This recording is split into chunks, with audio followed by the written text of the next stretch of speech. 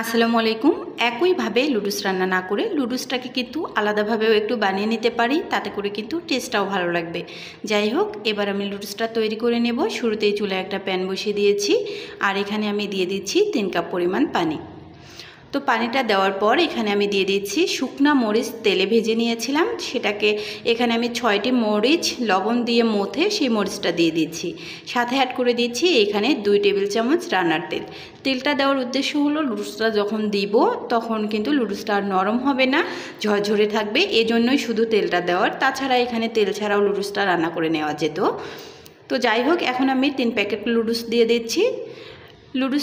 লুডুসটা আমি দিয়েছি, পানিটা কিন্তু যখন বলক উঠে এসছে তারপর। তো লুডুসটা দেওয়ার পর একটুখানি নেড়েচেড়ে দিচ্ছি। নেড়েচেড়ে দেওয়ার পর লুডুসটাকে আমি ঢেকে দিব।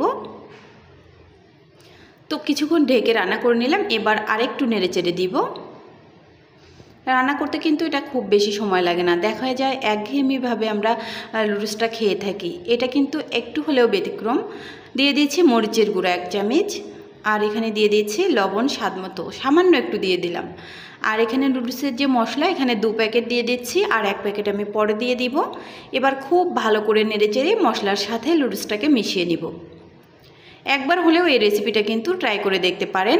আর বিশেষ করে যারা ঝাল লাভার তাদের জন্য তো কোনো কথাই নেই, তাদের কাছে অনেক টেস্ট লাগবে আমার মনে হয়, ঝাল যারা খেতে পছন্দ করেন। মশলার সাথে লুডুসটা কিন্তু আমি খুব ভালো করে নেড়েচেড়ে একবারে মিক্সড করে নিয়েছি। তো দেখতেই পাচ্ছেন এটা কিন্তু ঝরঝরেই হয়েছে। যাই হোক, এখন আমি এখানে কি করব সেটা হলো ওই সিদ্ধ ডিম, 2টো ডিম সিদ্ধ করে নিয়েছি। ডিমটাকে সিদ্ধ করে নেওয়ার পর আমি কেটে নিয়েছি পিচ পিচ করে। এখন ডিমটাকে এই লুডুসের মাঝে দিয়ে দিব। ভাজা ডিম দিয়ে কিন্তু আমরা লুডুসটা সবসময় খেয়ে থাকি। এখন যে 1 প্যাকেট মশলা রেখেছিলাম লুডুসে, সেটা অ্যাড করে দিলাম।